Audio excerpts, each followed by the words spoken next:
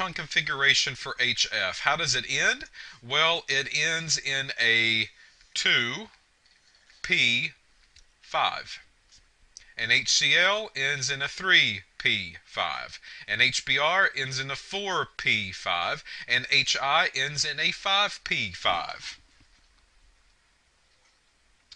Okay, so if I take a look at these orbits, this electron configuration, and I begin to look and think about the size of the atom, you know, HF is really tiny. It really only has 2 layers around it. So very often you heard me talk about this onion shell. So there's kind of HF.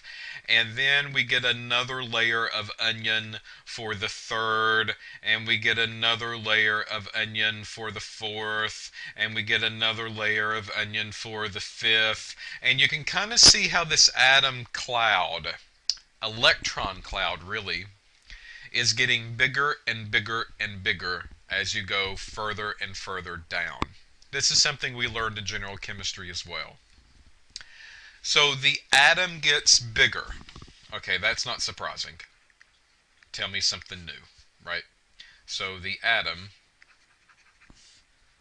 gets bigger. And bigger means more space. And more space means more freedom for the electrons. And more freedom makes the electrons very happy. That's what they like. They like to be turned out into the yard in acreage of grass and be allowed to do anything that they want to do. That's what these electrons are looking for. So HI is a smaller molecule than HCl, which is smaller than HBr, which is smaller than HI. HI is the biggest of my choices that I have up on the screen. So that means HI has a bigger home. HI has a mansion with fields and fields of lush green grass. And these electrons, if they're given a choice, you get a free home today. What home would you like to choose? Well, are they going to choose a one little bedroom flat? Or are they going to choose a huge 5,000, 6,000 square foot mansion on a plantation? Well, they're probably going to choose the mansion. They're going to choose the bigger abode. So because of that, these electrons would prefer to be in a molecule that is much, much bigger.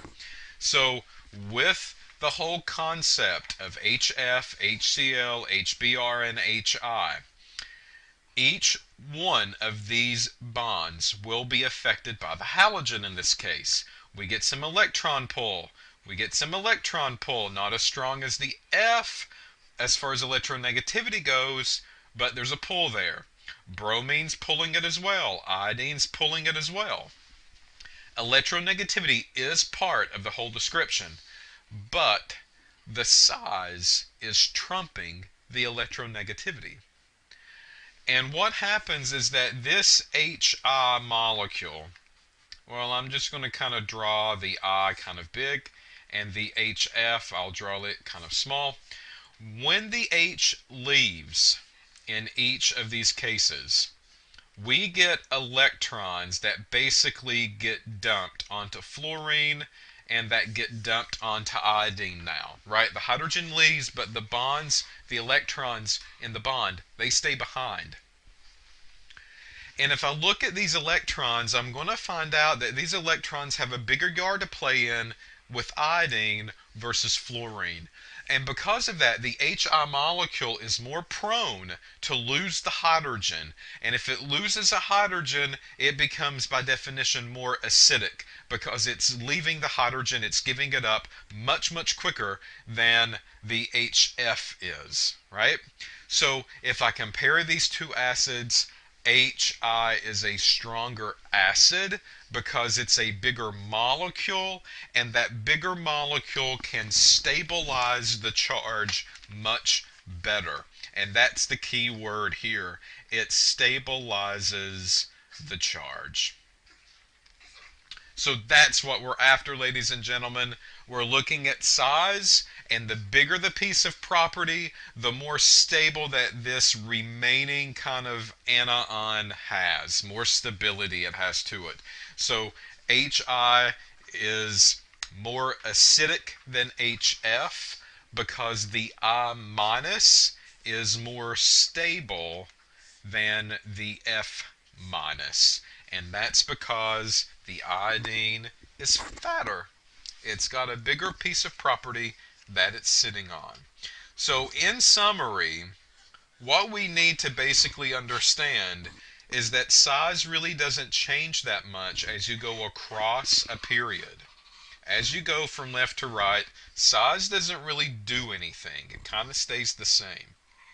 But as you go down, the size becomes very important. So if everything is in the same period, it's electronegativity determined. If everything is in the same family, then it's atomic size determined.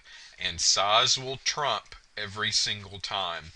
So that's how you determine if something is more acidic than something else, based on En values and based on size values.